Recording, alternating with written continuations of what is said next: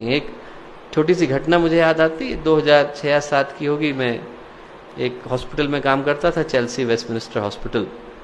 लड़का आया रात के वक्त, 27-28 साल का रहा होगा, और बहुत पढ़ने में बहुत कुशाग्र बुद्धि, कैम्ब्रिज उसने टॉप किया था, बहुत अच्छी जगह से था, दिखने में भी काफ़ी डायनेमिक पर्सनैलिटी थी उसकी। और पिता उसके लंदन के सबसे रिच लोगों में से एक थे, जो वहाँ की 3 सबसे टॉप स्काई स्क्रैपर से उसमें से एक को ओन करते थे। बड़ा रिच बैकग्राउंड था। और लड़का जब तक 26-27 का हुआ, उसको कोकेन लेने की आदत पड़ गई। तो क्या है, कोकेन लेता था। अब कोकेन लेने में क्या होता है कि एक आदत पड़ जाती है, एक बीमारी हो जाती है जिसको हम लोग बोलते हैं लिलीपुशियन हेलुसिनेशन। लिलीपुट से शब्द आया है। गुलिवर एंड लिलीपुट कहानी सुनी होगी आपने, कि छोटे छोटे इंसान दिखाई पड़ते हैं, है नहीं, पर उसको दिखाई पड़ते हैं कि मेरे शरीर पर छोटे छोटे कीड़े, छोटे छोटे इंसान चल रहे हैं। तो वो क्या करता था कि इंसुलिन की सिरिंज लेके उन आदमियों को निकालने की कोशिश करता था जो थे नहीं, imaginary figures, they were not there, उनको निकालने की कोशिश करता था। तो जिस रात को हमने देखा, 27 छेद पूरे शरीर में थे कोकेन लेने के कारण, और बिल्कुल बहुत बुरी स्थिति थी। 3 महीने लगे उसको ठीक करने में, जैसे तैसे ठीक हुआ। और एक दिन जब उससे बातचीत चल रही थी तो मैंने ऐसे ही पूछा, मैंने कहा कि बेटा तू क्रोध किस चीज का है, तेरे मन में भाई क्रोध किस चीज का है, why are you so angry? तो बोला मैं अपने पिता से बड़ा क्रोधित हूँ। तो मैंने पूछा क्यों?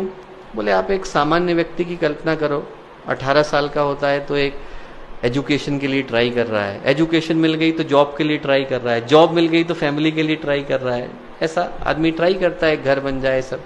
बोले मैं 12 साल का था, मुझे फरारी मिल गई, 14 साल का हुआ तो हेलीकॉप्टर मिल गया, 16-18 साल का हुआ तो बहुत बड़ी कंपनी का मालिक बन गया। कभी अपने को प्रूव करने का अवसर नहीं मिला, ऊपर जाने का कोई अवसर नहीं था, नीचे गिरने के पर्याप्त थे। तो मैंने कहा देखो भाई, तुम्हारे पिता इसके लिए रिस्पॉन्सिबल हो भी सकते हैं, नहीं भी हो सकते हैं, उनका इंटेंशन कभी ये नहीं था कि तुम्हारा जीवन बर्बाद हो, उनने तो अपनी ओर से अच्छा ही करने की सोची।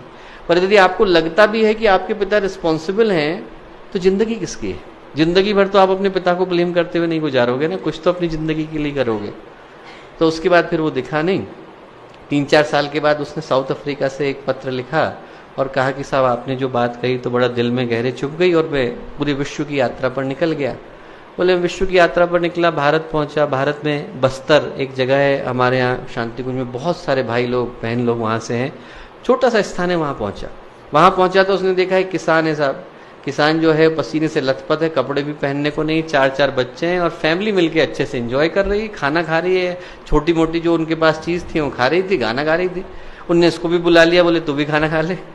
तो वो जो आदमी था बड़ा बैठ गया, उसको लगा कि साहब मैं खाना खाने के लिए। उसने कहा कि इनसे पूछो, अपने इंटरप्रेटर से कहा, किसान से पूछो कि इतना खुश क्यों है, इसको पास कुछ तो है नहीं, पैसा है नहीं, क्यों खुश है? तो उसने उससे पूछा तो किसान ने जवाब दिया, उसने कहा कि साहब इनसे किसने कहा कि मेरे पास कुछ नहीं है? बोले मेरे पास परिवार है। और उसने ये प्रश्न बात सुनी, बोला मैंने तुरंत अगली फ्लाइट लंदन की पकड़ी, लंदन पहुंचा, और पहुंच करके सबसे पहले अपने पिता को गले लगाया। बोले हम दोनों फूट फूट करके 4 घंटे रोए। आदमी के अंदर इतना भाव भरा हुआ है, हमको पता नहीं चल पाता, हम लोग को लगता ही नहीं, हम कभी पूछ ही नहीं पाते। हम छोटे छोटे होते हैं, अपने माता पिता से जिद कर देते हैं कि साहब आप एंड्रॉइड लेके आओ, कभी ये नहीं पूछते कि साहब आपकी छोटी सी जॉब है, लाओगे कैसे? हमारी इच्छा है, हमारी इच्छा के लिए दूसरे को तड़पना पड़ता है। कई बार हम अपने बच्चों से आशाएं कर बैठते हैं, पर हमें नहीं पता होता बच्चा इस आशा को पूरा कैसे करेगा। और मैं कहूँ कि एक बार हम लोग अपने परिवार में तो संवेदना शुरू करके देखें, पूछ करके देखें किसी का कष्ट क्या है, दूर करने के लिए क्या कर सकते हैं। दूर करने के लिए हम सब कुछ नहीं कर सकते, पर भावनाएं तो दे सकते हैं।